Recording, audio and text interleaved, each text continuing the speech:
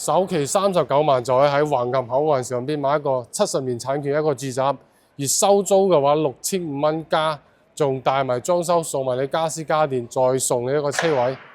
Hello， 大家好，我係今日嚟到橫琴口岸呢度呢，帶大家嚟睇一個橫琴口岸上嘅一個項目，就係我前方啦。呢個呢係一個70年產權嘅一個住宅嚟嘅，咁可以收租咧，可以達到6500蚊以上嘅一個租金。呢度呢亦都係非常之好收租嘅，同埋對面呢就係澳門大學㗎啦。基本上呢度啲租客啊都係澳門大學啲學生嚟租嘅。咁澳門大學啲學生就有幾萬個人啦。基本上如果我哋呢度到時交咗樓之後，基本上都係唔夠租嘅呢個。好啦，咁呢度呢就係我哋一個橫琴口岸一個商業啦。我依家位置喺我一樓，可以睇到啲人係比較多嘅。呢度啲衣食住行咧都係好方便嘅，星巴克啊、麥當勞啊，同埋呢啲海南雞飯喺呢度全部都可以食到，非常之方便。嗱，咁我哋前頭咧就係我哋去澳門嗰度嘅一個入嗰個關口度噶啦，喺樓下咧直接可以落樓過關就可以去到我哋澳門噶啦，非常之方便啊！咁呢個商場咧係有4層噶，4層係都係商業嚟嘅，2層啊、3樓啊、4樓啊都係我哋飲茶食飯嘅地方，就係我哋上邊。下邊2層咧就係我哋嘅一個停車場嚟嘅。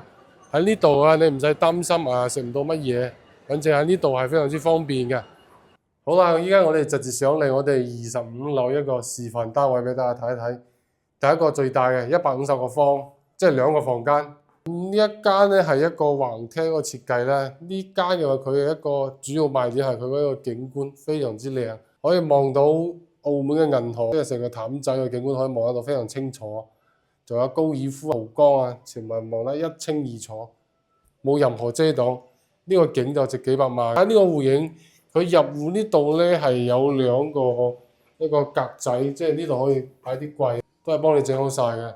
咁呢度係入戶花園，入門左手邊就係一個衞生間嘅一個位置，公共衞生間。我哋睇下佢嘅2個休息區咧，呢一間嘅總價就720萬左右，仲可以傾啲。嗱，呢度係餐廳嘅位置，呢個咧就係佢一個客房，大咗270度嘅一個景，非常之靚。最後就呢個主人房，入嚟就非常之大，大咗個衣帽間。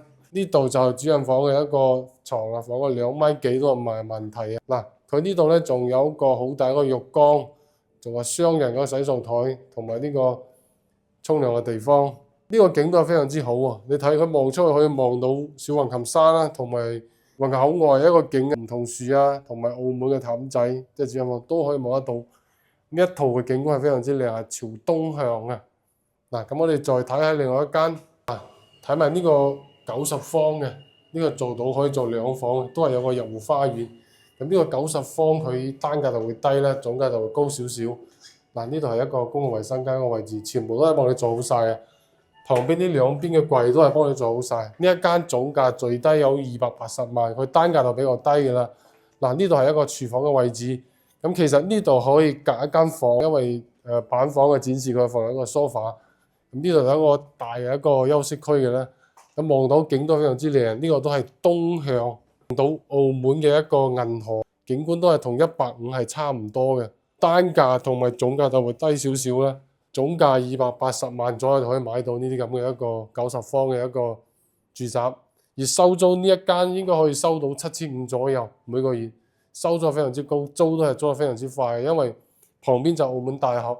你出租根本唔使受嘅呢度。如果有感興趣嘅朋友咧，可以WhatsApp我、私信我，或者詳細啲嘅資料俾你，等你現場去睇睇。我哋下期再見啦，拜拜。